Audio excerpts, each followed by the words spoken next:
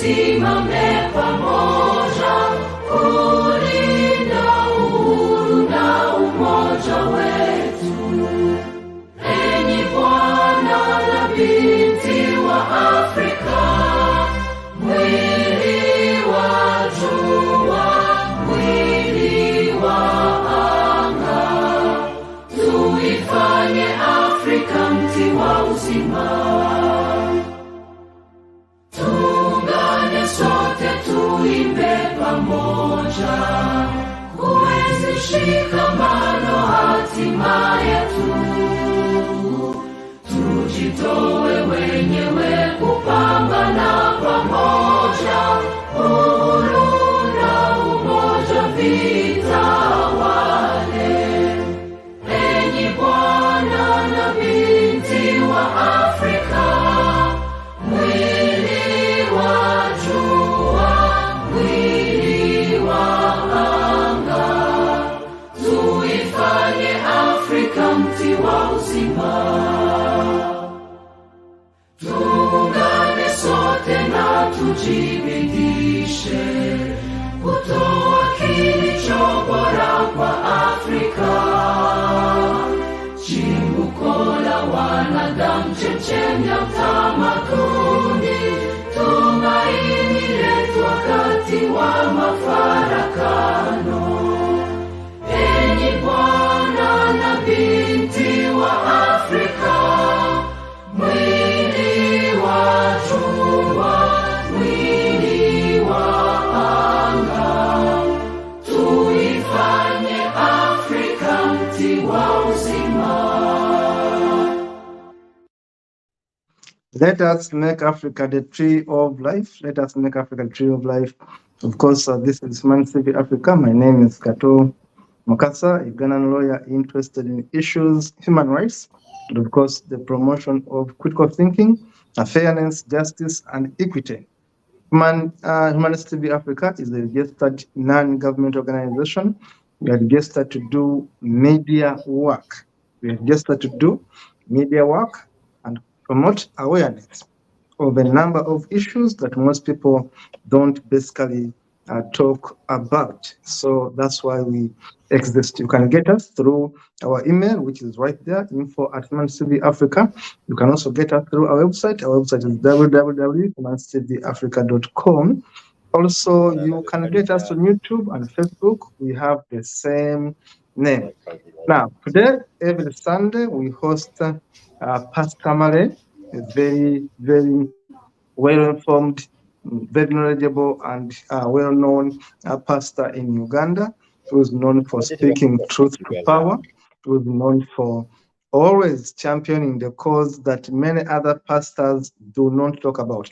So today, we have Pastor Male in the studio, and Pastor Male is going to be continuing with our conversation where we talk about cults, what are cults, and what informs cults, and how do these cult leaders basically work, and how do they manipulate people, especially in Africa, to steal from them, enrich themselves as the followers.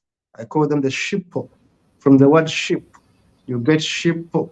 The sheeple continue to get poor, and the shepherd, call them pastors, continue to get richer. So we are here with Pastor Male every Sunday to have a discussion, to have this conversation. Every Sunday, our conversation is in English to enable all our viewers to be able to watch this show. Today, we are continuing with BUFERE, or call them cult leaders in Uganda's churches, and of course, looking at Africa at large. We shall be giving you some images from other pastors around Africa, because Pastor Male has made a survey, has studied the march of these religious leaders across the continent and beyond. You can always refer to so many other examples.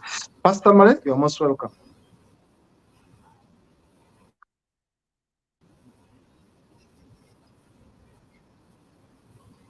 Thank you very much once again to this program, which is the bitter truth. Jesus said, "You know the truth, and the truth will set you free." Sadly, and most unfortunate, people hate the truth more than they love the lies. People prefer lies to truth. Jesus was crucified because of his very, very fervent fight for advancing the truth. Those who were benefiting out of the lies could not stomach him. That's why they colluded, plot, eventually exterminated him, killed him. The good thing is that he died and rose. The most unfortunate part is that for those of us who stand for the truth, many of those who have been killed have not risen. And I'm very sure, though we talk about the resurrection, but the reality is, it is a hope. It's a living hope, and it gives us hope to do good. But since Jesus Christ came and left, they were telling us Jesus is coming back. Jesus is coming back. 2,000 years down the road, he hasn't yet come back. When I just got saved, that was 1977, 1987, they were telling us, Yesu akomawo mangu mangu. And we used to sing a song, Komawo mangu mangu, Yesu akomawo mangu atutwala. Komawo mangu mangu, Yesu akomawo mangu. In that sense and case, we were led to believe what I call the evacuation gospel. Evacuation gospel means that you don't have to do anything on earth. You don't even have to work hard or strive, because Jesus is coming back very, very quickly. So why should you bother about preparing for your life on earth and not prepare for your life in heaven? But since I've known the truth, though we talk about eternity, but we must work our way hard so that we don't grumble if we are going to have a good eternity. Secondly, if we are going to leave legacies behind us, the children, the society we live in, the country we work for, and the people that we leave behind, because at the end of the day, it's you and me. It's for the sake of the betterment of all humanity. So I also want to welcome you to this show. Yes, sir. Thank you so much, Pastor Malay. Remember, we are live. Pastor Malay is live right from Uganda. Sometimes the network has a glitch. Bear with us. Pastor Malay will be back in a moment. And today, remember, we are handling what we have called charismatic leaders in churches of Uganda. The Bitter Truth is the program you are watching. The Bitter Truth is the program you're watching, and we are going to be handling the charismatic churches of Africa. Call it Uganda, the case study, but Africa at large. As you can see on the screen, that is T.B. Joshua, one of those chaotic leaders who was in church business for over 3 decades, raped, defiled, killed, imprisoned, disappeared, extorted from people in Nigeria and all over the world. That is T.B. Joshua. Now, these pastors, I call them pastorpreneurs, are good at freezing people. They tell them lies, they intimidate them, they manipulate them, and in most cases, they enslave them mentally, and they cannot think beyond what the pastors say. T.B. Joshua has a big case, a big history. These are the other pastors of Nigeria, like this pastor right here you see.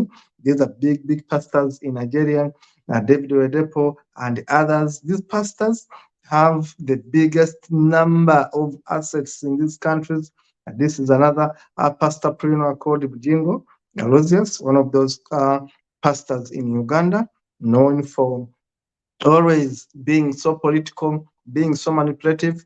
Here is another cult church leader in Uganda, Pastor Kakande Samuel of the Synagogue Church of Ministries, Kakande Ministries, right there. He forges so many things, including forging miracles and promising heaven on earth. These are pastors in Uganda, because some of them pastors across the continent, pastors known for stealing from the people. This is another pastor. He calls himself Prophet Mbonye. Prophet Mbonye. I call him Prophet Mbonye Bonyi because he makes people really suffer mentally, manipulates them, and takes their money. In fact, some of them basically worship him, including kissing his feet. This young man of a pastor right there. These are pastors. This is Pastor Senyonga, another cultic leader, church leader in Uganda. These are all BUFERE, as someone may say. These are all pastorpreneurs. These are all liars. These are all people who study miracles. And interestingly, they keep on fighting each other. Everyone says, I'm the best. Senyong is always saying, I'm the best. This is another pastorpreneur called Kayanja, Pastor Kayanja, right there with a big ministry in Uganda, surviving over 3 decades. He has accumulated billions of Uganda shillings in property. He has hundreds of thousands of followers. He has money. He has been involved in deals where actually he doesn't even pay taxes, including laundering, including involving in wine and spirits, including evading paying taxes. This man here. And at the same time, he claims to be a man well connected with the big wigs in the country. This is a poster to show you what happens within these churches, how they market themselves. They keep on ushering out, dishing out very, very magnificent posters. People normally look at these posters and get enticed to go and watch these pastors speak. But basically, all these posters are used to manipulate the audience, to manipulate the gullible audience. As soon as we get Pastor Mali back online, you'll be having to hear from him. These are pastors, Pastor Kumoyi, one of those pastors that talks about evil, he talks about intimidation, he manipulates his people. He has thousands of followers. Kumoyi there has thousands of followers in East Africa. They flock into his church and they get fleeced. This is Pastor Adeboye, one of the richest pastors in the world. He tells these people to give him the first fruit, that it belongs to him, because of honestly, he is the God. We call them the pulpit bandits, the thieves on the pulpit. Here is another thief of a pastor, of course. They use different ways to steal from people because they will pretend that they are men of God, but honestly, whatever they do is fleecing people. They have no accountability. Their only merchant is God. Now, this is a poster to show you some of the most fleecing pastors in Africa right there. These are sheep attending a church. They call it Canaan Land Church right in Uganda. Now, these are pastors we see.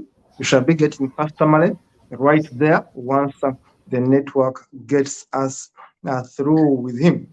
Remember, Pastor Male is live. Pastor Male is back on air. Pastor Male, please, may you continue where you stopped.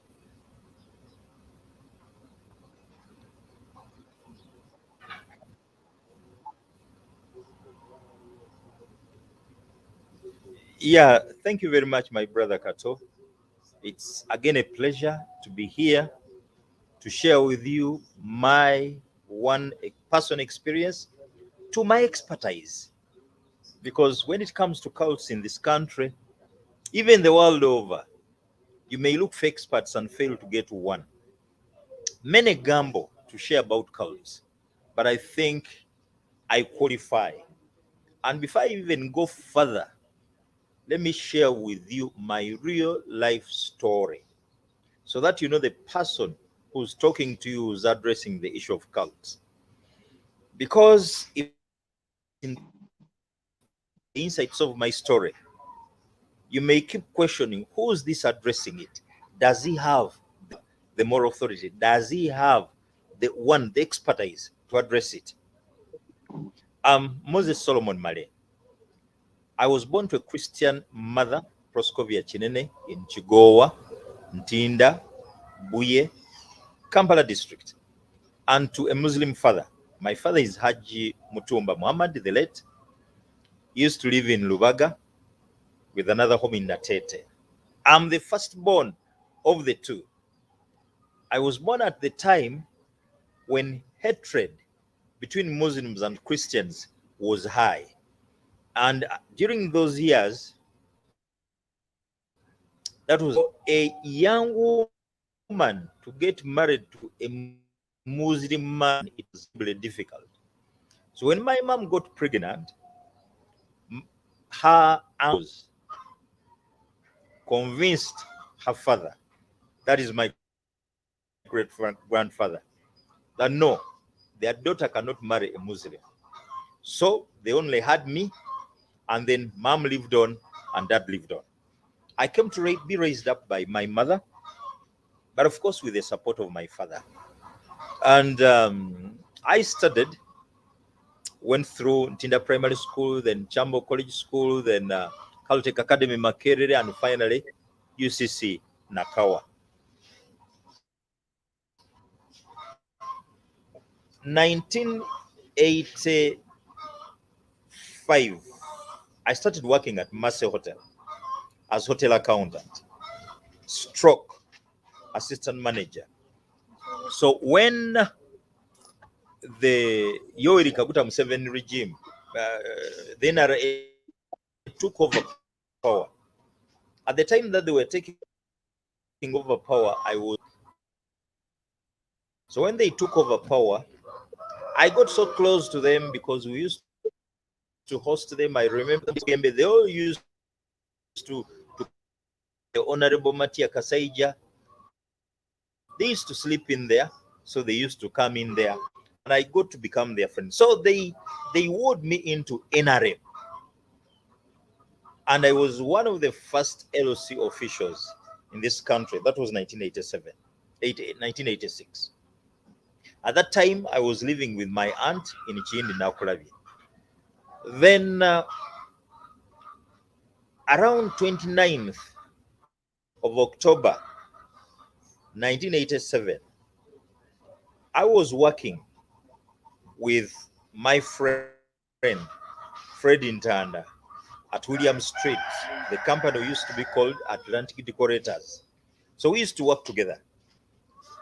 He accompanied him to Sayuni Prayer Mountain, Lubia. I went. In our company was Reverend, I forgot him, Pastor Chamuzungu. So we went together, went to Lubia. At Lubia, I was bathing in sand.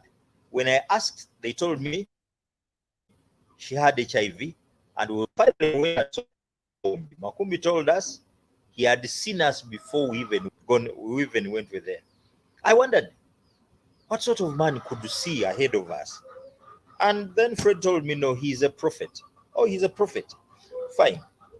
So briefly, because I think I told this story briefly last week, but I want to go to the gist of the matter. Yes, now, you did. That was 1987. 31st of August, I surrendered my life to Christ. When I was surrendering, I thought I was, and I didn't want anyone to talk ill about a pastor, a prophet, a reverend, a clergyman, because I used to see them as the way they were conducting their affairs.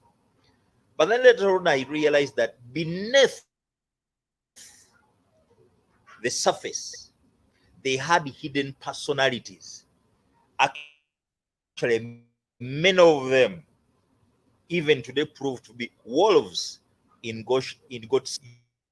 You see a sheep, but inside the heart, the ruthlessness, the heartlessness is for a wolf, which just grabs and then tears and then eats up. So I realized later on that these were men who had no heart, yet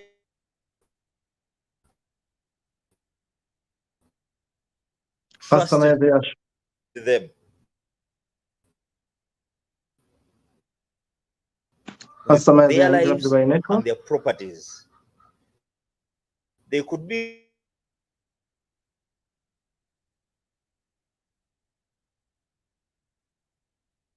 We are listening to Pastor Malay sharing with us a testimony of his life history, how he joined Scouts in Uganda. Please bear with us. Pastor Malay continues to share. Pastor Malay, please continue.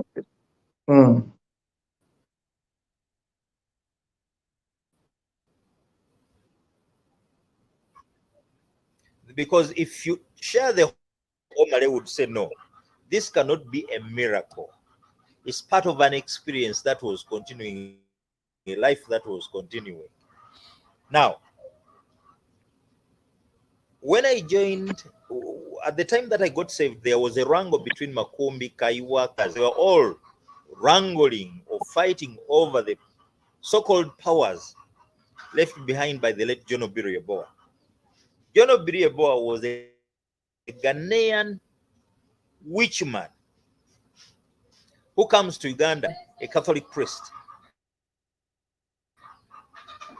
came to Uganda masquerading a prophet, and he manipulated many churchmen to follow him, and many followed him.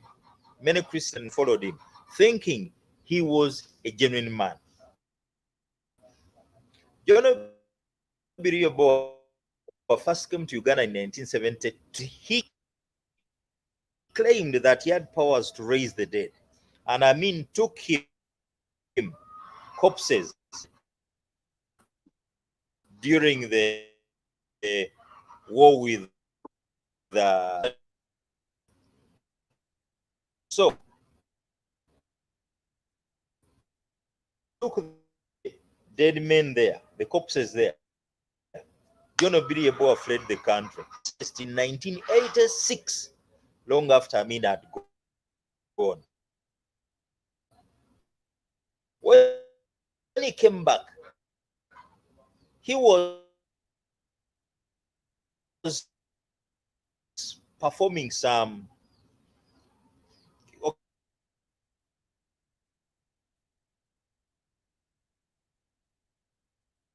Network glitch there. Bear with us as we listen to Pastor Malay. In between, we shall be giving you images. his wife Lois. There was Nabi Bisase, Nabi Rumala, and there were so many others.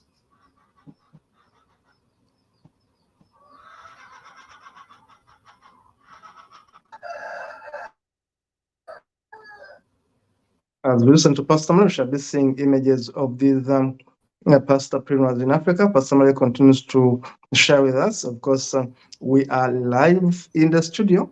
Please bear with us as the network breaks. I This is not genuinely believe that joined a good group, only to discover later on that I actually joined a cult. Now, on 1st January 1988, Makumbi ordered us to go to Katwe. When we went there, he instructed Lieutenant Patrick, who used to work as a military transport officer in Katabi and Tebe, to shoot and kill if they blocked us. Good enough, though they blocked us, Patrick Makumbi never ordered his escorts to kill. Had they killed, we would have killed long before the killing of the 17th of March 2000 by the Chiweteres. Now, in May, it was precisely, I think, around May 29th, I joined the Holy Church of Christ, new chapter, then headed by Kakana and his wife Lois. I never knew that I would see what I saw until I saw it.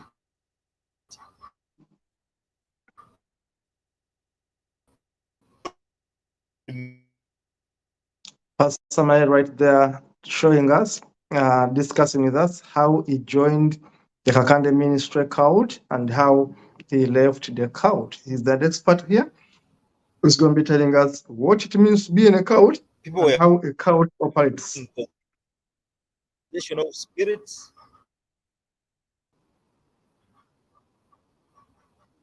Pastor Malay there explains how he joined the Kakande Ministries cult and how this cult operates in Uganda.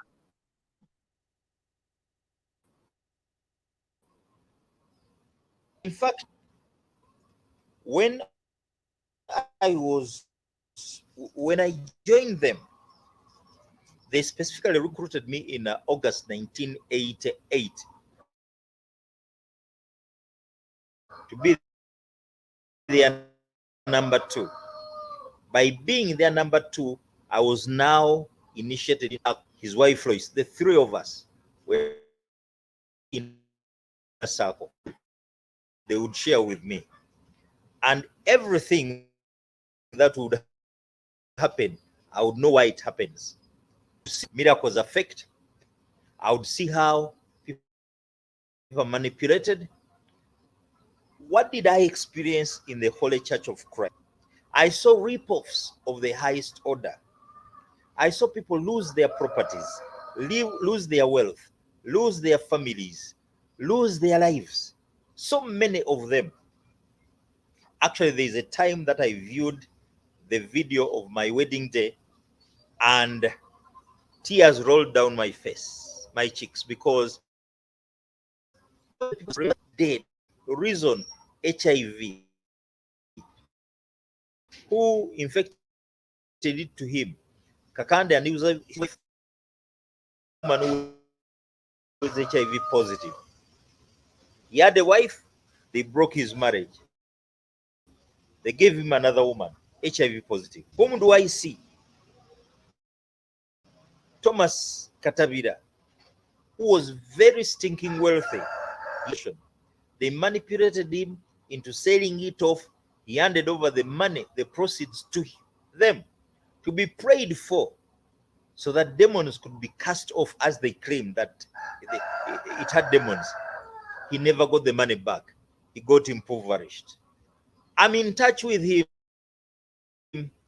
when we reminisce what we went through. Katabira cries, because at that point, a man owned a losing all the money he had, and then his children drop out of school because of that man, Kakande, who never went beyond P7, but became a very good manipulator because of the tactics that he learned from John Obirie Boa and from TB Joshua. I remember my brother Charlo. He got all his money and gave it over to Kakanda and his wife Lois. After him, he left. His marriage was broken. He went to the US. In the US, the same couple influenced his Charles Charlo's partner in the US to reject him, and that man Rogers nearly killed Albert, and Charles Albert had to flee from the US to Dubai, where he lived until he came.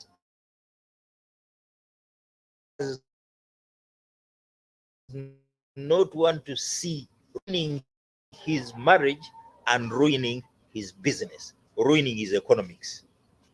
Now, who else? I remember Joy Mukalazi.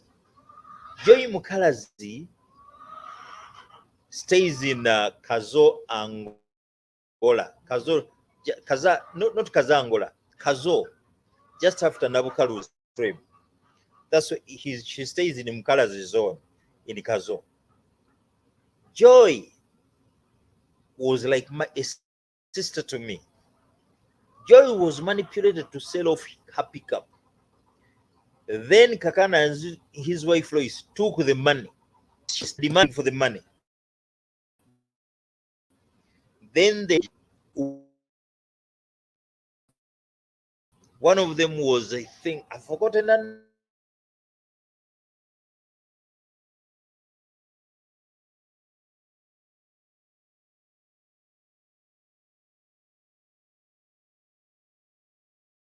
We are still into the studio listening to Pastor Malen giving us an account how he joined a chaotic church by the man on the screen. The church belongs to Kakande. So he calls himself Kakande Ministries. The man right there. We are having Pastor Malen retelling a story as told before about how he joined the chaotic church of Pastor Samuel Kakande and how he got out. This is the story we are listening right now.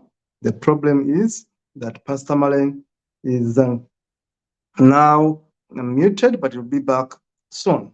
Pastor Male, please, if you can hear me, unmute yourself. Unmute yourself on the gadget you are using. Please, Pastor Male, may you unmute yourself because we are not hearing you. Meanwhile, as we wait for Pastor Male to come back, our viewers, please take note that Pastor Male. I think you can hear me now. I can hear you now. You can hear me now. Please continue. Very well. Yeah, I was continue. talking about Mukalazi. Joy Mukalazi was like a sister to me. She lives actually in Mukalazi zone in Kazo, not far from where I am. I met her in Holy Church of Christ, now the Synagogue Church of All Nations. Joy was so friendly. Joy was so loving and caring. She had a pickup. She also had a husband. They wanted to manipulate her and kill her marriage. When she resisted, then they manipulated her into selling off her vehicle, the pickup, and then duping her and taking all the money, claiming that the money was demon possessed, the pickup was demon possessed, so they had to cleanse it. When they took it, she never got it back. Joy Mukalazi, when she started demanding for the money, then they staged women in church. Because I was Kakande's interpreter from 1987 up to the time I left in 1992, and I was his number 2 in the cult, and I was part of the inner circle. I knew what was happening. They staged these people because they wanted him to go, leave the church, leave the cult, without demanding for any of the money. After all, this is how they were robbing them. You hand over the money, they don't acknowledge your receipt. How will you demand it if you want it back? You cannot demand it because they'll simply say, where is the evidence that you gave us your money? And they used that ploy to con many people, including Thomas Katabida, who sold off his petrol station SOOSIS, renamed Gapco or Mandela on Beni Chuanuka Street. He sold off his petrol station, took the money to them, they ate it. Then Joy Mukalazi, they did that to her. I saved her because they had staged these women to grab her and tear her to pieces. And this is a woman who had just given birth. That is how ruthless these member Obonyo.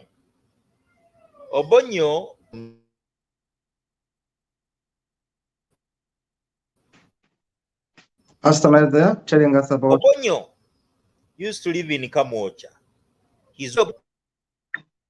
Obonyo had he had a lot of money. When he came, they extorted all the money from him. Obonyo left with nothing. But before he left, when they realized that he was going to leave and he was demanding for his money, so they decided to kill him. How did they plan that? They gave him a woman who was HIV positive. Just about a few months, the woman died. Then they gave her another woman who was now sister to Sabiti's wife. This woman was daughter to, I think, is it Ham Mukasa? This family is very stinking wealthy in Namugongo. They had properties in Namugongo, properties at Karere, and many other places. So the daughter, one of the daughters of that little rich man. Now, this was this sister, this woman was sister to Mrs. Sabiti. Mrs. Sabiti was the technician of the church. So they told Obonyo to take over that wife, that girl. Obonyo had got, after Obonyo being given a woman who was HIV positive, he got happy zoster. And then they declared in church that the woman, that Obonyo hadn't got happy zoster. He had been bewitched by who? Those who hate him, those who love his wealth. So he was told to go to Summer Hotel Muyenga, which is now Kampala International University, KIU campus, main campus. He went there with that woman. I also went there, even Sabiti joined us. Reason that we had to fast so that Obonyo is delivered and then fast for the church. Me, when I went there, that was my last time to fast. That was 1981. that was 1991. 1990. That was my last time to fast, because I realized that these people had ulterior motives. If they wanted money from followers, they would tell them to fast. If you fast, that means you're not going to. And after not spending money, so you have it. You come to church and you're manipulated to give it off. It's being used by very many pastors. They told followers to fast, then at the end of the fast, they tell us by coming to church. And by coming to church, of course, they have the money. They give over the master. I don't see a pastor. I don't see a prophet. I see a fraudster. I see a criminal. I see a charlatan. I see a miracle faker.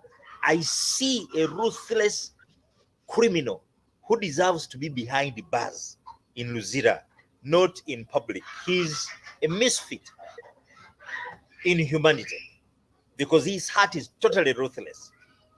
He's a con man, con artist, fraudster, miracle faker, and so on and so forth.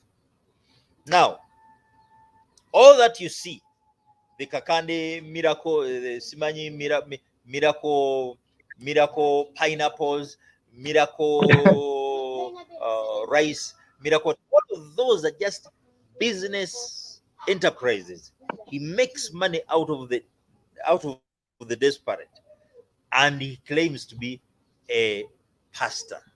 For me, you can't deceive me. And I'll keep telling people the truth, because Jesus said, you know the truth, and the truth will set you free. Obonyo was given a woman HIV positive. After being given a woman HIV positive, the woman died. I think about 3 months later. Then he's given a woman, another woman. I think that woman was Susan. I've forgotten the name. Who was sister to Mrs. Sabiti.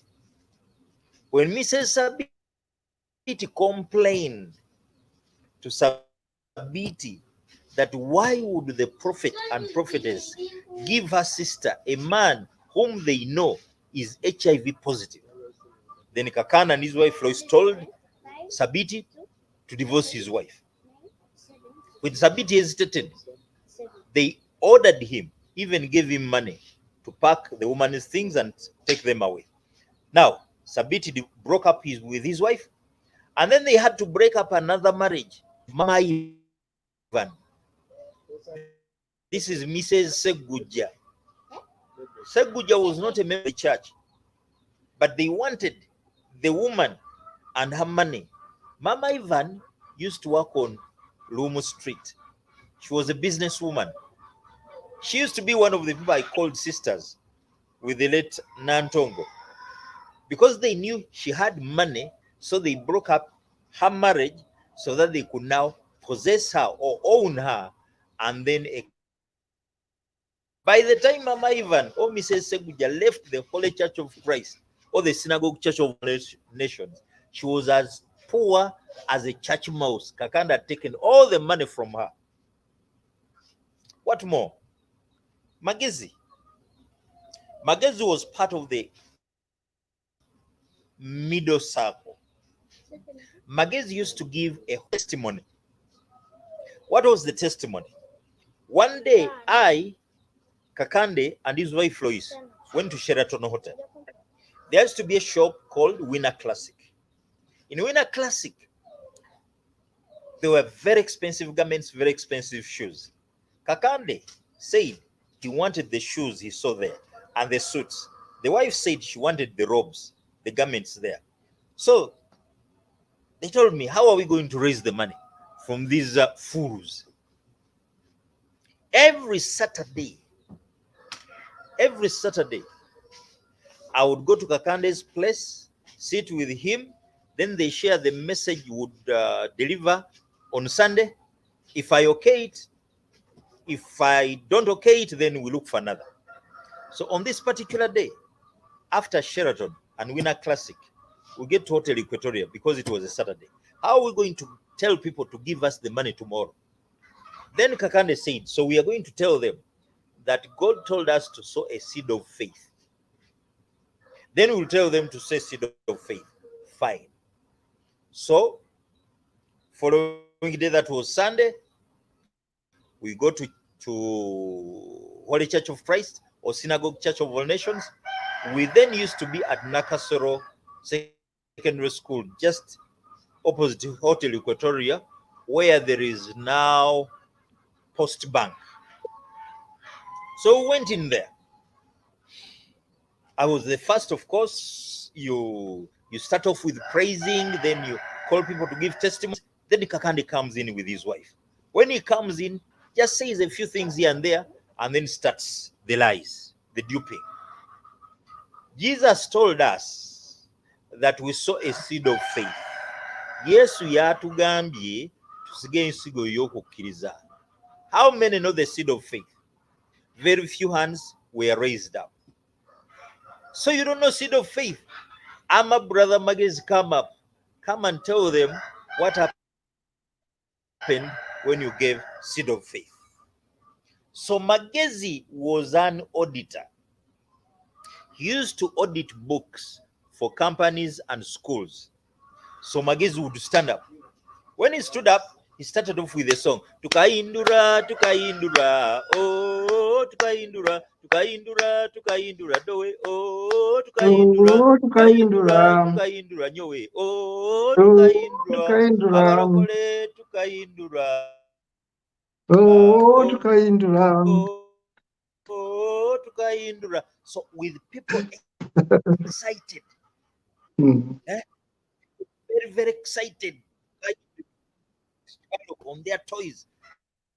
Then Magezi would stand and say, praise God, Aboluganda, yes, Aboluganda.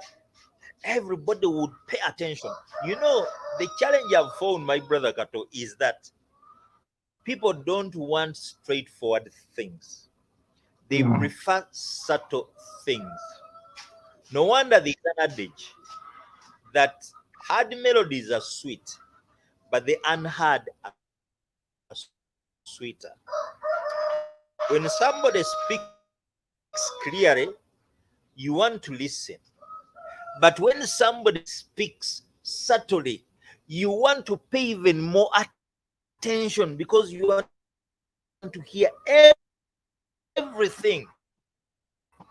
That's why these manipulators have found it a tactic.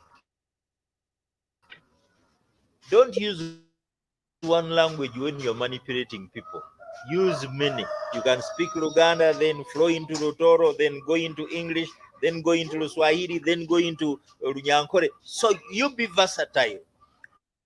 Or have an interpreter so that people don't listen to just one, but they listen to two or more. So then Magezi would stand up and say, praise God, brethren, praise God. When I came to the new chapter, I was a very, very poor man. I used to have very little money. I was working by time. And we're in there's a name they used to give Sheraton Gardens then. So when that time, then he would say that when we went to Sheraton Gardens, I had only 5,000 shillings in my pocket. One spirit was telling me, don't sow the money. Another, which I believe was of God, told me to sow the money. Brethren, I decided, no, you Satan, you're not going to confuse me. I must sow this money. So I sowed the money. When I sowed the money, I got 500,000 shillings. Brother Maggie, Wow, stop there. praise Stop God. there. Stop there. Brother Mali, this is now Kakande. You sow 5,000 shillings, and by evening you have 500,000 shillings. What multiple is that? 100. How much? 100. Brother Mali. Multiplied by 100. So 5,000, and it multiplies by 100, 500,000. How many of you want to sow seed of faith now? Hey, one hand. No. How many of you want to sow it now? Then they stand up, even raising two hands. Then Kakande would say, no, no, no, no, no, no, no, no. Why? We are not going to sow today. Why? We want to sow now. You want to sow now? Yes. No. Jesus told us we'll sow next week. So what you do, you go back home, prepare your seed of faith. Prepare your seed of faith. Then on Sunday, come with it. Then we get to the scriptures. He who sows sparingly will also reap sparingly. We go to another. He who sows in tears will reap in joy. Brother Mali, you sow in tears, you reap in joy. You sow sparingly, you reap sparingly. You sow plenty, you reap in bountifully. Then he said, now it is up to you. If you want to reap little, you go and come back and sow little. Then he would say, you people, if you don't want to sow, what time will come when we are very, very rich and you are very, very poor? Do you know how do you know how it then people would say, here I am, I've put on shoes, I'm Kakande, you are the shoes. When I jump up, do the shoes stay on the ground? No. Where do they go? They also go up with you. So you are the shoes, I am Kakande. So now if you want to get rich, if you want to get well, you bring the money so that we now people would leave. And in that particular case, people left. What happened next Sunday? Throughout the week, I remember my sister Nantongo. She went and sold off her business merchandise at a giveaway price because she wanted to raise money. I remember Mr. Walusimbi. Walusimbi was a produce dealer, very, very wealthy. He had loans and so forth. This is a man who had just got a loan from Cooperative Bank. He never used any part of that loan in his business. He just brought all the money and handed it over as a seed of faith. And the thieves took it ruthlessly. I remember Katabira, that day's, that week's collections, sales, much of it was sold. People would sell off their properties, even if it's a piece of land. There are people who came in, they had sold off their pieces of land at giveaway prices just because they wanted to raise money to sow, because they had been duped that if they sow it, it would multiply 100 times. They would reap 100 times. If you sow 1 million, you'd harvest 100 million. If you sow 10 million, you'd harvest 1 billion. So that was the philosophy. That was the lie, which duped them into selling off their merchandise at giveaway prices. And not only that, people took loans, others their life savings. Following Sunday, Kakana and his very first come. Of course, I'm the first there. We pray, we praise. So when they come in, they say, how many of you remember what Jesus told us to do this week? Yes. What did he tell us to do? To say seed of faith. How many of you want to have brought it? Hey, how many of you want to sow it now? Hey, but you people, why don't I pray so that we don't sow now? We sow next week. No. Why? We want to sow now. No, Brother Mali. I feel like I have sympathy for these people because there are some who may not have got. I feel like changing. Why don't they sow next week? No pastor, no prophet, no what. So people were actually begging him to root them. Manipulation, rooted. mind control. Mind control You completely. see, you beg to be ripped off. Nziba, You, you, nziba you kati, beg tolinda kunziba you beg a wijja. thief to take Nze your njagala money. You kufuna. beg a thief to take your money. You see, Kato, Yes, sir. manipulation and mind Mind important control. topic that people need to understand. But you see, all of these Yes. were actually, they get to the point of people begging them so that they rip To them off. take, And that you was can't what imagine. happened. So Kakande would say, how many want to sow now? Hey, no. I think let me pray so that we sow next day. No. So you don't check. Bujingo, all of them, the tactic is this. The bottom line is the same. The tactics may be different, but at the end of the day, the fools who have been fooled, the parishioners, the sheep, beg the robbers, beg these charlatans, beg these fraudsters to defraud them. So people begged that they saw on that Sunday with his briefcase, his wife with her bag, that brought in a suitcase, that brought in each of the children. I remember there was Joan, there was Obiri, and then Tony. All of the three children had come in with bags. So when we started ripping them off, people brought in the money, and the bags, briefcase, suitcase were all stuffed full. They were stuffed, committed so that money can get in. After ripping the people off, then they tell them that they are praying for them. I was the interpreter. Sabiti was the technician. And what was the technique? They would say, close your eyes, everybody. We pray for you. So people close their eyes, they keep praying. In the meantime, the money is being collected together, put together. Then at the end, they would say, don't close your eyes. Because if you don't open your eyes. Because if you open your eyes before we finish, all the demons that we are casting out of these people will enter you. They had a clique. These were members of the middle circle. Middle circle is part of the cells and part of the protection mechanism.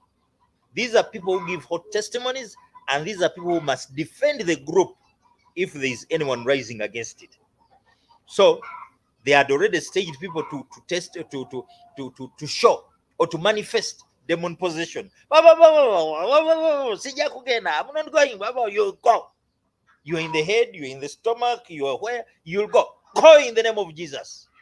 So they had those people staged. Now, at the end of the day,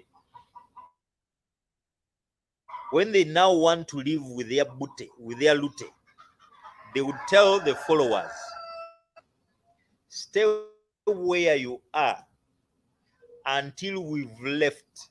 One, don't shake hands with your neighbor. Two, if you leave before we leave, then all the demons we've cast out of these people will enter you. Because of course of what the people had witnessed, even if it were a thief who had seen demons manifestations which were fake. Go, I want to go. From where? All of that. No one would dare attack them to rob. Now, after robbing, after ripping off, they enter their car, they drive off. Then, of course, I keep telling people, continue praying, continue praying. Of course, they've already told them, don't open your eyes and don't leave this place before we leave. And that is how people were being ripped off. And I see that repeated very many times. by very many pastors, very many prophets, very many prophetesses, and people still can't understand because one, they don't want to listen to insider stories. I witnessed that, and that's why I can confirm that the best person who can tell you that Kakande is a fraudster is Moses, Solomon, Mary, myself. He has no power. He's just a miracle faker. Now, in 1992, by around August, no, by around, no, 1991, I wanted to leave. Then they robbed, they stole my briefcase, and in there was a passport. Because I thought that by leaving this, by if I leave, then I had to flee the country. Unfortunately, there was my wife's passport, not even mine, but it was recovered. When I went there to see them, they told me, "Why did you want to leave?" I realized later that it was Sabit who had hatched the plot to steal my suitcase. Through them, they had told him to make sure that my suitcase is stolen, and it was stolen from my office. Later on, 1992, many things happened, but by then I was resolved to leave. As I was leaving, Kakande and his wife Lois shamelessly and mercilessly paid a policeman to kill me. And that policeman retired as the senior commissioner of, as a commissioner of police, Metropolitan CID commander.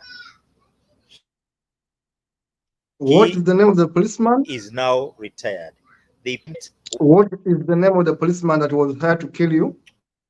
where started just opposite where Crane Forex Bureau was, Amber House. When we met, he told me, "Your Pastor Mary, yes, I know you. Say bye to the world." I asked him why. He said, "I'm going to kill you. Say bye-bye to the world." I said, "But you've been coming." Yes. "But why would you kill me?" Then he said, "Why do you say?" Then he told me that Katakande and his wife Lois had given him money to me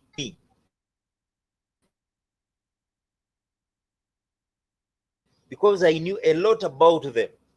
And he told me in and out. And out of the money they gave him to kill me, he bought for himself a piece of land and built for himself a house. I'm saying this, I've said it in State House. At that time, there was Canon Rubunda, Faith Katana, and Justice Chibita. Justice Chibita used to work in State House. He used to be a legal counsel to the president in State House. All these three know this story. I've said it over and over again that Kakande is a killer. He paid a policeman to kill me with his wife Lois. I don't mince my words. So when I see Bujingo masterminding and then a murder that is unresolved, and I remember what I went through at the hands of that man, Kakanda, and his wife Lois, then I say it's a pity that people still can't listen. And it's a pity that the state can give patronage to such criminals who torture people, who kill people, who rob people, who ruin their lives, who ruin their families, who ruin their economies, and most importantly, in the name of Jesus. If they'd been doing it any other way, I wouldn't mind. But these would be the icons of morality that people would look to. And I'm not surprised that Uganda is now full of fraudsters everywhere in every sector of society, whether it's politics, whether it's parliament, whether it is religion, whether it is what, because they would be icons of morality. And now they have bingers of rottenness, have bingers of evil, have bingers of murder, fingers of ruthlessness. You see them at the surface, they've not even the kindest heart in them. That's why they can abuse. That's why they can afford to have the military around them. That's why they have state patronage. That's why they have police sports, lead cars, maje, SFC. It's because they are criminals. Mafia. We're in a mafia state where religion has been infiltrated by mafia. And I'm not surprised that all these are happening. So-called clergy, they are no longer peddling the gospel. They are just doing business under guise of religion. I know Kakande. I saw him. I lived with him. I worked with him. As his number 2. In 1993, when I exposed them, I was arrested. I spent a night in one police cell. Later on, I was released. The man who handled my case was called Ali Gabriel. Ali Gabriel finally became I think he was a CA delegate. CA delegate. MP or CA delegate, something of the sort. He became an MP. I think he was became an MP. I know him. He died. He became an MP later on, or somewhere in. He died. Yeah, he was a lawyer. He was a lawyer. You know him. He died a few years ago. Yeah. So he's the one who handled my case. He invited me to his office. After the investigating officer had deceived him that I had tried to flee arrest, he called me into his office and told me that, Pastor Male, I would have given you a police bond. The fare for the officer who brought me here, how would I have? I paid the office, I paid transport for both of us. Then he told the officer, I've forgotten his Bunyoro, he's in the Bunyoro area. He called him and told him, what did you tell me? You told me that the man that had resisted arrest. The man just kept quiet, numb. Then he told him, okay, go and give him a police bond. No, he released me free. Then he told me to go back. When I went back, he asked me passionately the true story. And he said, oh, so these men are criminals. That's why they are causing you arrest. I'm going to meet Kakande and verify. So he went and met Kakande. He told me later on that he met Kakande and his wife. Let me quote what he said. Kakande told me that I and Malay are the only one.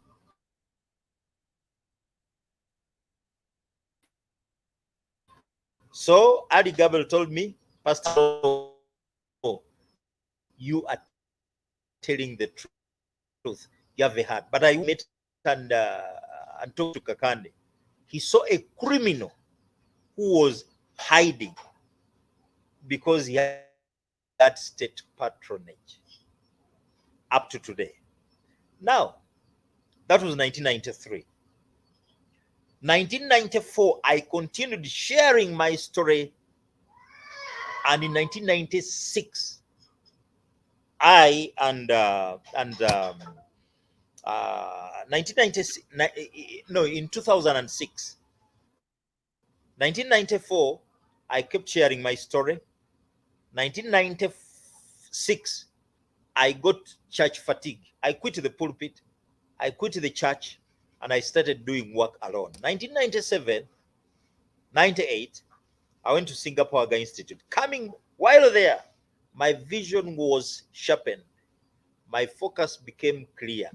Coming back and sharing about cults in this country. In 2000, as I started, Chiwetere killed. No, even then, but wait. In 1993, I'd declined to speak out because the Lord was telling me to speak out about cults. My personal experience with Kakande. The more I resisted, the more restless I became until I had a dream that I had to expose what I'd gone through. That's when I shared with my uncle Samuel Mukasa, who took me to Dr. Serwada. And Serwada told me, better keep quiet. These are killers, they can kill you. Then I said, but you see, I cannot fear man when God has told me to speak out. If I could even start, that was March 1993. David Koresh and his branch Davidian got at a standoff with the American Food, Drugs, Alcohol and Alcohol Administration Department, Ammunition Department. These were people fighting criminality in the US. What was the reason? David Koresh had claimed that there would be a prophetic showdown. He had been attacked, and this is a former Adventist who now forms his own branch, the branch Davidian. He validates his existence by changing the Old Testament and inserting his name, David, branch Davidian. This is a man who held at ransom over 100 people, and when he was finally squeezed, he blew them up and blew himself up. When I saw that happening, killing, I said, no, if I don't speak out, then others will. Let me speak out. That's when I started speaking about cults, and then go to the extent of exposing Kakana and his wife Lois. In 1996, Kakana and his wife Lois exposed each other. They fought. This time Kakande got a panga. Kijambia, like what was in Rwanda. He got a panga. Ran after his wife Lois. He wanted to chop her to pieces. Lois fled in robes. And then New Vision ran a story. Sunday Vision. No longer at ease. Things fall apart. No longer at ease in Church of Christ. Pastor, I think it was, yeah, I think that was it. And then it narrated, Robbie Muhumuza and his colleague wrote the story for New Vision, cult story. And in there, it spelled how Lois had slaughtered a sheep, put in Kakande's underwear, of over 100 people whom she wanted dead. But the truth is, it was Kakande name, because he wanted to get rid of Lois with the following Lois. That's why he did that. He got a panga. Now, listen, a man who can get a panga to chop his wife to pieces, can that be a man of God? Panga man. Kakande the panga man. Kakande the fraudster. Kakande the charlatan. Kakande the miracle faker. Just recently, he faked up another, he came up with another trick that he had started an office. You go to him and he stamps that Jesus stamps. That is just fake and fraud. He doesn't perform any miracles. If he were, then all the lame Kubiri, he would have cured them. He's just a miracle faker. Now let me tell you more. That was 1996. 1996. When he wanted to kill his wife, Lois. Lois fled, and that was the end of their marriage. Then he got a Congolese. He later on also got rid of the Congolese because he wanted to kill her, and the Congolese left. Now, in 2003, Rochelle Gibla comes up. She has a vivid story. It was serialized about her connections and experience with my elder brother, Pastor Simeon Kaiwa, professor. when you shared the story, everybody came out, all the pastors, Serwada, and so on, they came up to criticize her. And they said she was a Catholic who had been paid to mudslinging a man of God. I first kept quiet. Then later on, the Lord told me, no, speak out. So I wrote an article which finally featured in the New Vision, Sunday Vision of May 18th, 2006. And what was the article? The heading? Desecration of my kingdom. That was the article heading. And it was Sunday Vision cover story. Sunday Vision cover story. Now, in there, I narrated my personal experience with Makumbi, with Kaiwa, with Kakande, with Valabiko, and the entire John of Biriabo cult. And we're going to conclude should be listened to. And then finally, a commission of inquiry was instituted against Pastor who used to be with Kaiwa to come up and share his story. But then he refused because he said there's nothing that the Balokole could do again about the who had sodomized his son, Terry, hadn't been handled. Now, after that incident, the media started inviting me. And then in 2006, after our second annual youth conference in Mengo, I had a dream. And in the dream, I was on a highway. Then along the way, I met a very big, a very, very long perimeter wall. Long, length, extensive. So, perimeter premises. I met they were inviting people inside the huge expansive building. I was ushered into the inside there. I'd expected to find their good things, but to my shock and surprise, it was jeopardy, it was pain, it was tears. Pieces of iron were falling off the roof of the building and hitting people inside the building. Sadly, those who wanted to flee were not being allowed.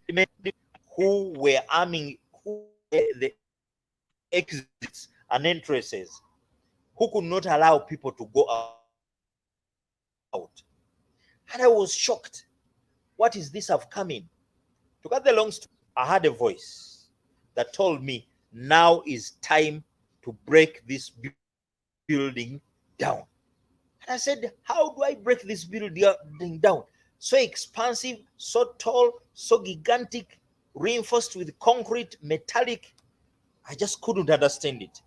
Then he told me, the voice told me, start with the pillars. So I got to the first pillar. I shook it and it fell.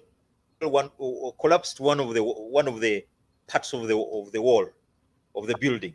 And then people started running out. They were all brought back. Others were gunned down. Others were chopped into pieces. Then I shook another, same thing. Shook the third, then I woke up. Said, what is this? I was sweating. Because I don't believe in consultations, I asked God to tell me what it meant. Not long later,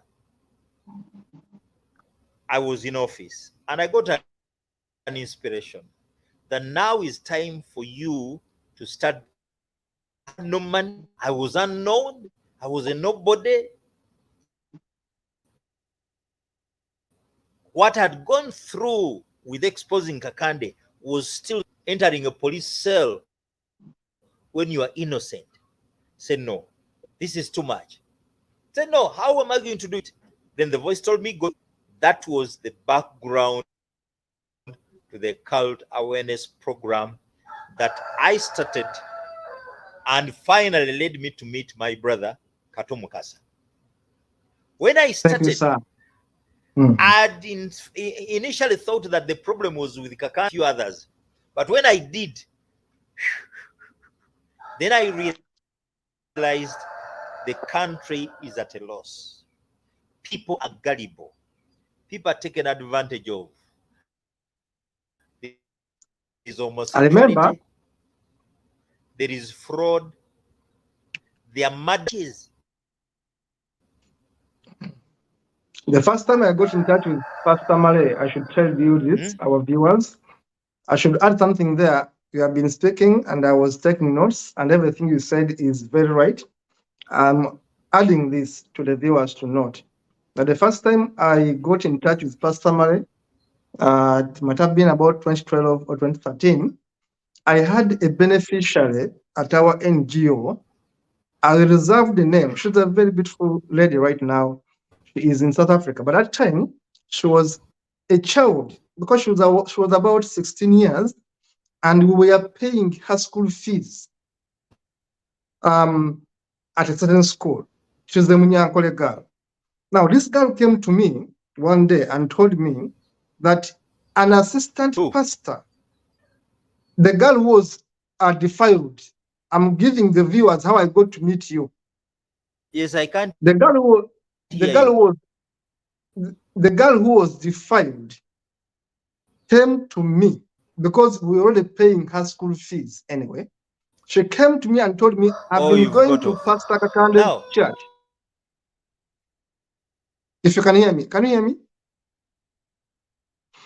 A girl came to our office. A girl came to our office. Pastor, listen. For a minute. A girl came to our office in about 2012 and told us that she was going to Pastor Kakande's church. But there was this assistant pastor who had defiled her. This girl is a Munyankole girl, and she came to us because we were paying her school fees, and we got concerned. So I said, okay, I'm going to investigate this case. And basically, we outed her story in our magazine called the Open Talk Magazine. If anyone checks it, that story is there. The Open Talk Magazine of 2013. This is when I got in touch with Pastor Malay because he was already criticizing Kakande Ministries, and yet one of the girls we were paying school fees for had been defiled in the same Kakande Ministry church. This is when I got interested, and I called Pastor Malay to come and listen to this kind of story, and we began investigating this. We discovered that actually the pastor was a big man in Kakande Ministry Church, and this pastor was actually defiling other girls. As I speak today, of course, we couldn't go so much further with the case. We took back the girl to school. She's now in South Africa doing very well. She's married. She has 2 children. She's a responsible lady. 2006. And but when I started exposing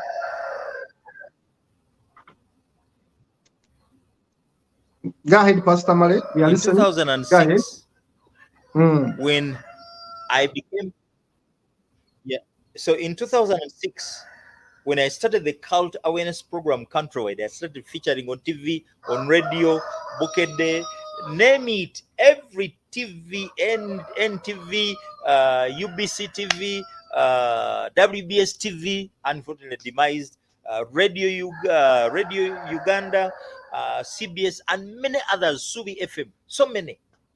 They kept hosting me to expound on cults, a topic that I'll carry you through, because my testimony gives the foundation for you to understand what cults are. So when I started sharing Kakande, I exposed Kakande so much, even more of his victims came out.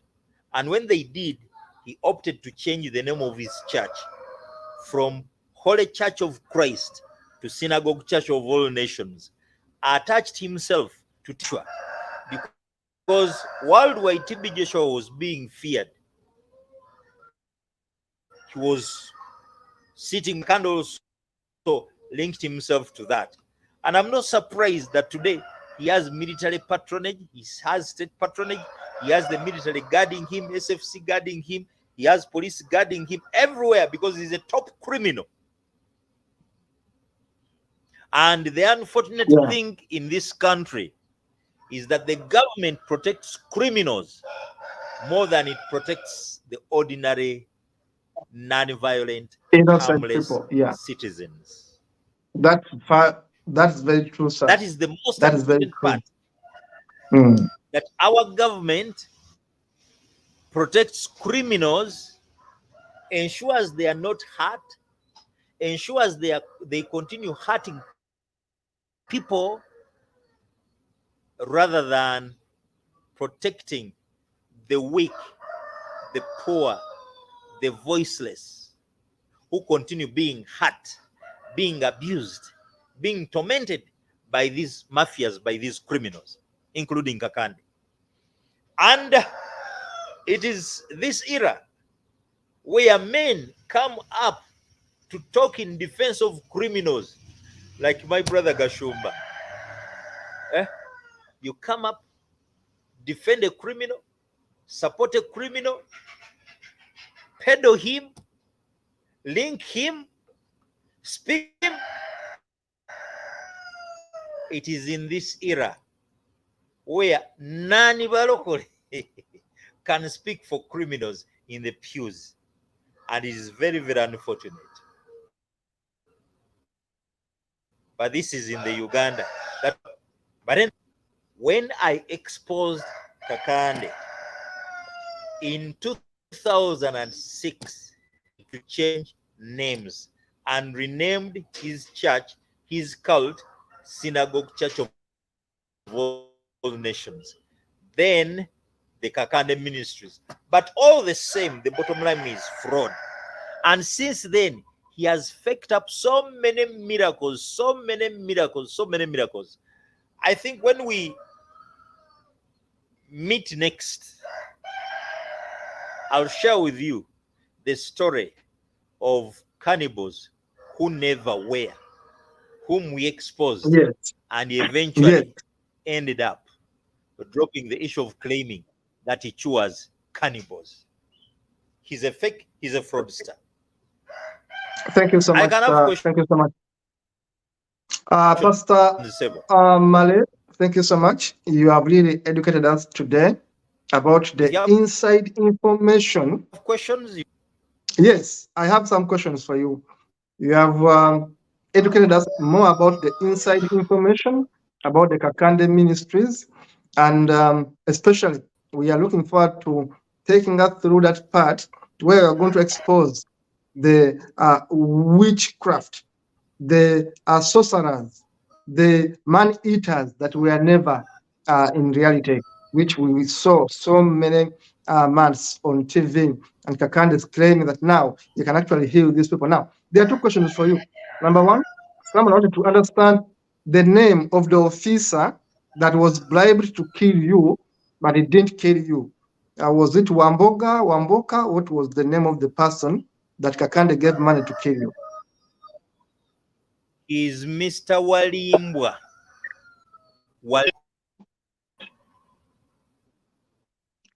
Yes, Mr. Walimbwa. Number two, to kill me, but he is a personal friend, by the way. He's Walimbwa. Walimbwa. This is very good. Number two, people are wondering. CID Commander, Kampala Metropolitan. So the second question? The second question is, people have been asking, how come that Pastor Male has been speaking? People have been asking the question, how come that we have been exposing Kakande Ministries and Kakande has never taken you to court, or you have never taken a step to go to court to actually make him pay for his crimes? It's a two-way. It's a two-way question from the people. They're asking, number one, how come that Kakande has never taken you to court for defamation? The network question. Yeah. Why hasn't Kakande taken you to The court what? for defamation? Hello? Question You is, say I was defaming. Yes, but why hasn't he taken you to court to say you are defaming him?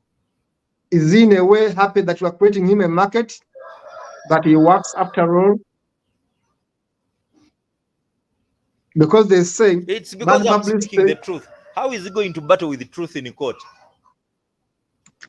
Yes, I think that's the right answer there, Pastor Mali. Kato, Mr. Yes, sir. Mukasa, is he going Yes, sir. He cannot battle truth. That's why he cannot dare. I've said a lot about him.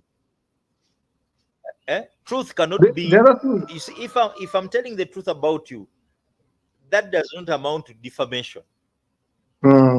It's only when I've concocted something that is not true that I'm tarnishing your name. But if I'm people want to if know, I say that you are stinking, yes, when you're actually stinking, and you go to court and you're found to be stinking, even the judge says, but you even the judge will say you are stinking. You are right. So, you are right. You have no locus. You are telling the truth. You are right. You are right. Lastly, people are asking you, Pastor Mali, people are asking you to talk about the holy water. Yeah. People are asking you to talk about amazzi amatukuvu. There's nothing like holy water.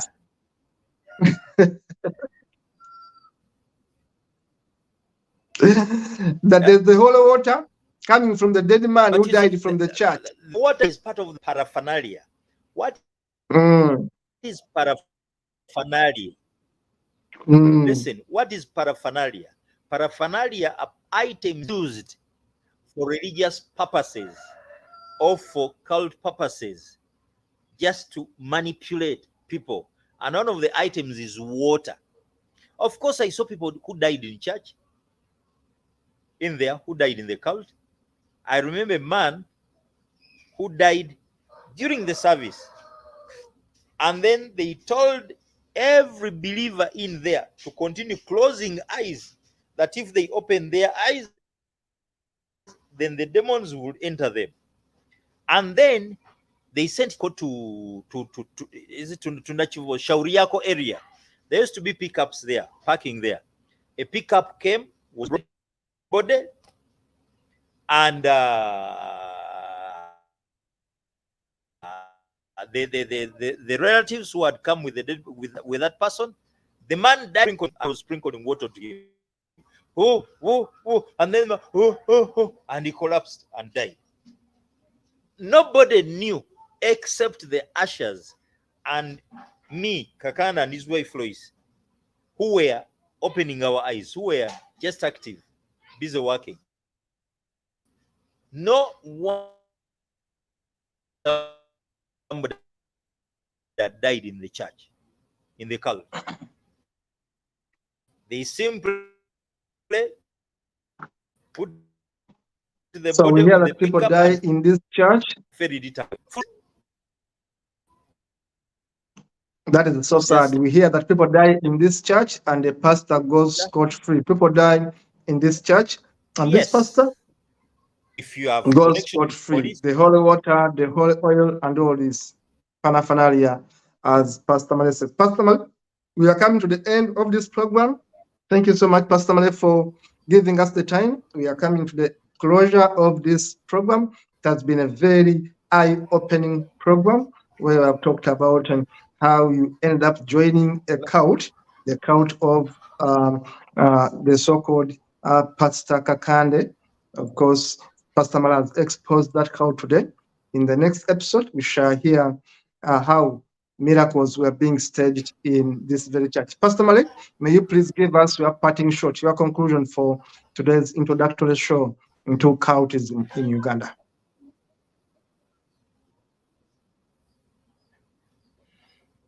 I think I have to say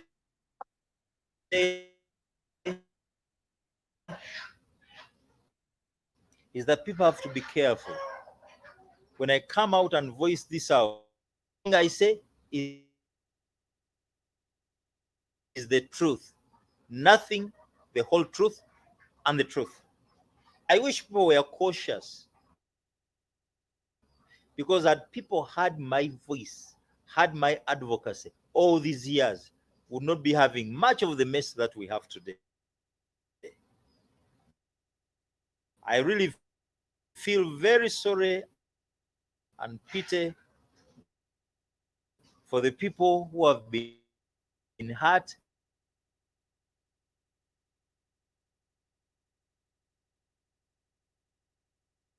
Thank you so much, Pastor Male. The network has got a glitch right there, but Pastor Male has concluded. It has been a very, very wonderful show. I do feel that book needs to be published.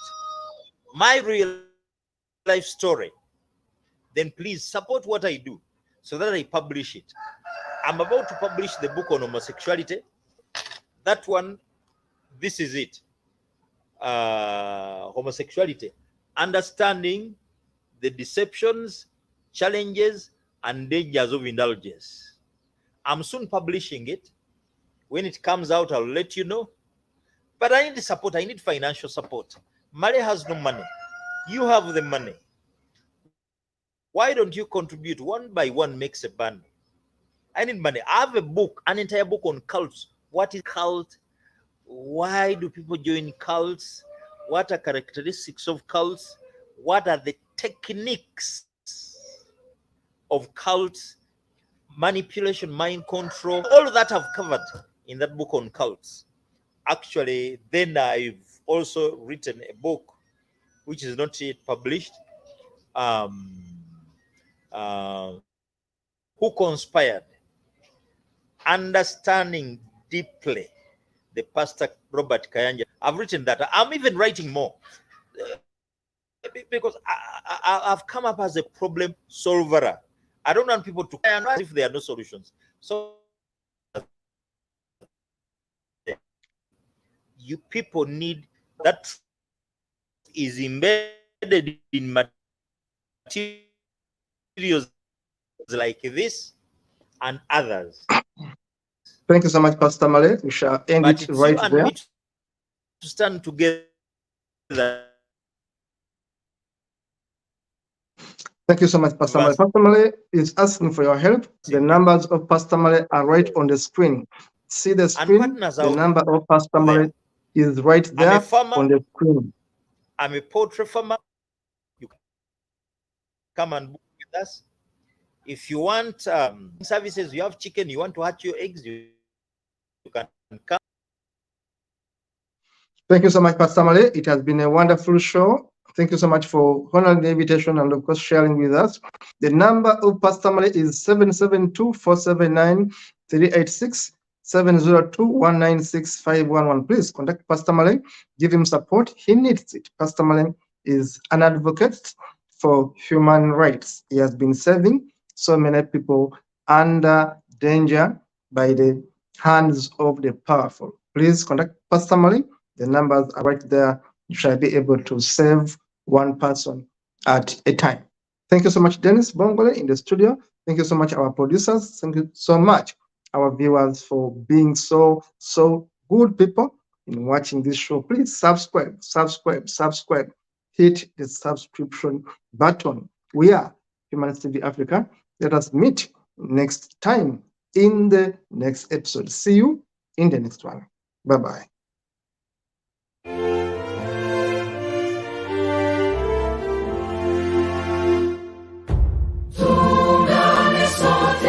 Tushereke pamoja ushindi kwa ukombozi wetu, tujitoe wenyewe, tusimame pamoja kulinda uhuru na umoja wetu.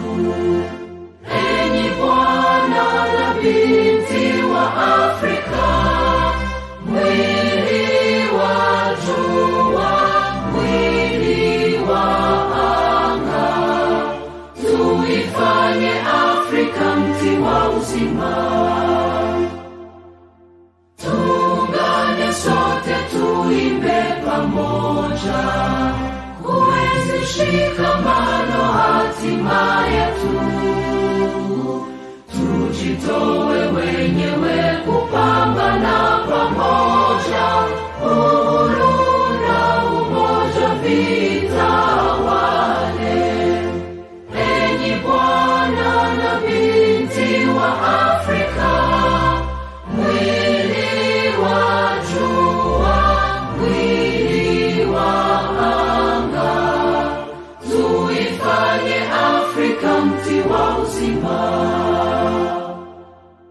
Tuungane sote na tujibidishe kutoa kilicho bora kwa Afrika, chimbuko la wanadamu, chemchemi ya utamaduni.